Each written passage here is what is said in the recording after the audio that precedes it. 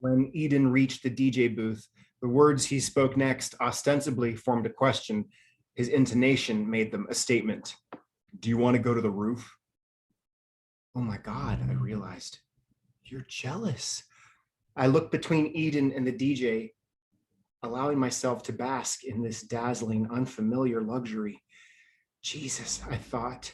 Younger Darin, hold on. You're going to have to learn to breathe underwater.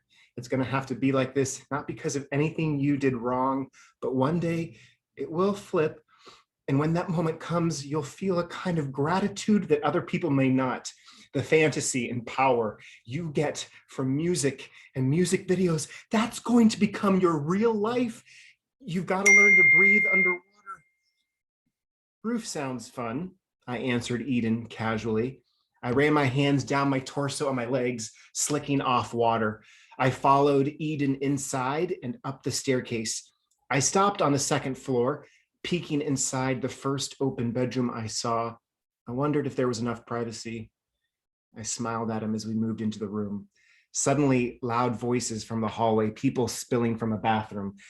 Maybe, I said to him, we should go to the roof after all. On the third story of the house, we found the correct door and exited onto the balcony.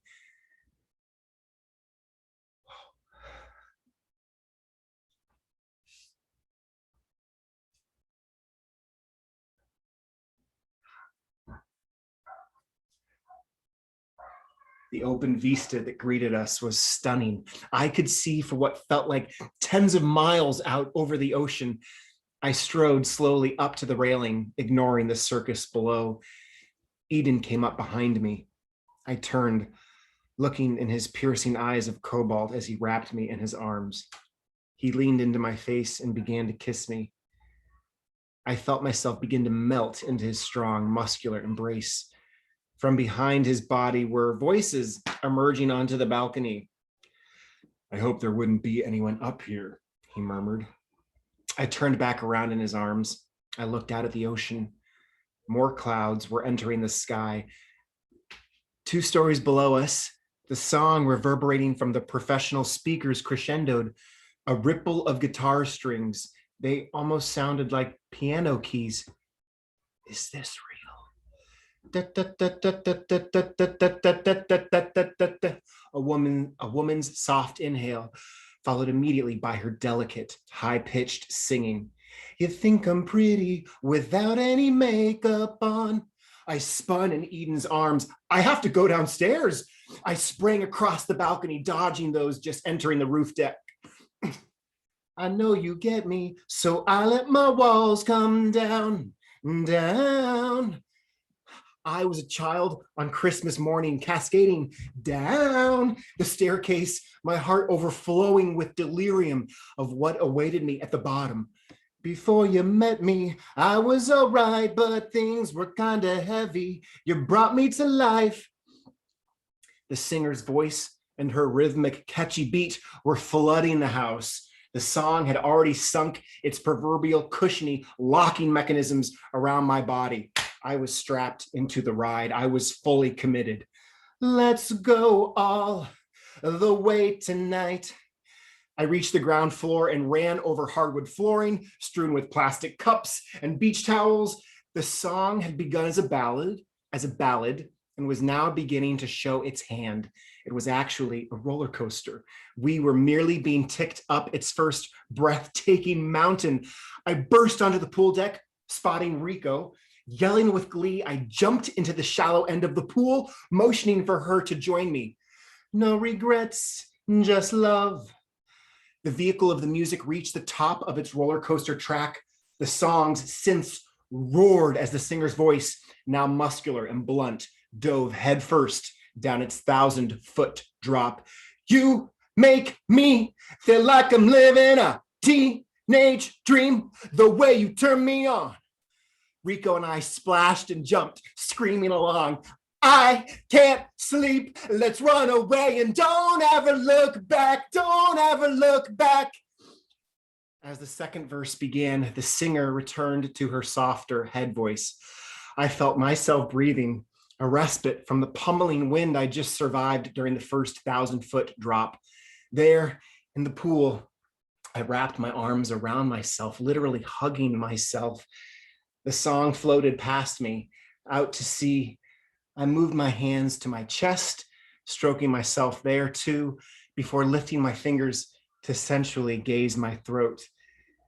Went to Cali and got drunk on the beach, got a motel and built a fort out of sheets. I finally found you, my missing puzzle piece.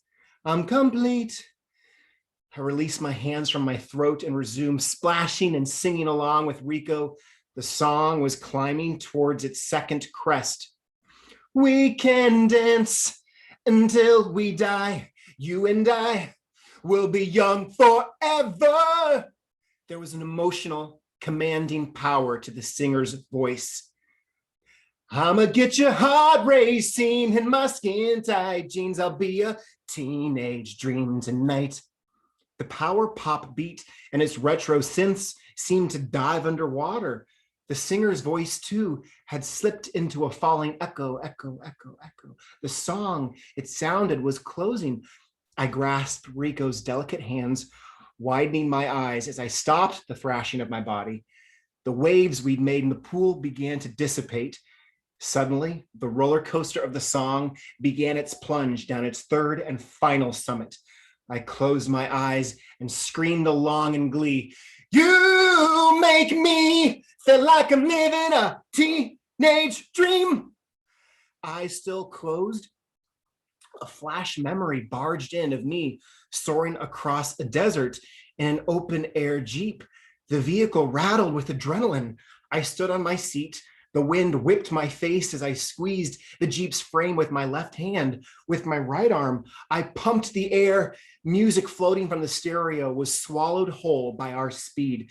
In my mind's eye, I could just make out a man driving down below to my right. He was a decade older than me. The wind threw his longish brown hair around his face, framing the light that matched mine. He looked like a real-life version of Prince Eric from The Little Mermaid. I opened my eyes. The memory had been stunning, but I'd never been in an open air Jeep or where they drive on the right side of the road. Rico was still before me, laughing with abandon. I can't sleep. Let's run away and don't ever look back. Don't ever look back. Rico's long, exquisite black hair bounced all around. Eden, at the side of the pool, was staring at me. My heart stops when you look at me. I looked back at Rico. We clasped hands a final time. Just one touch. Now, baby, I believe. We bopped our heads, yelling, jumping, swinging arms in unison, screaming, this is real, so take a chance and don't ever look back, don't ever look back. The singer's voice was driving us home over a track bed of electric guitars. In the pool, my hands slipped out of Rico's and lifted towards the sky. My eyes closed. I began to feel my hands drifting down. Let you put your hands on me, down my chest, my abdomen, in my skin-tight jeans, down to my hips.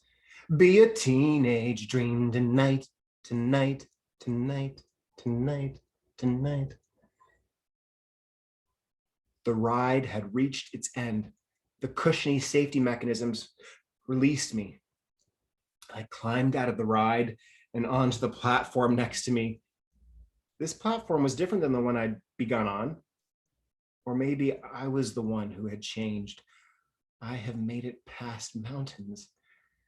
Trailing pool water, I sprang over to the DJ. I gushed, that you played the song. He smiled bashfully from behind his booth. Thank you, thank you.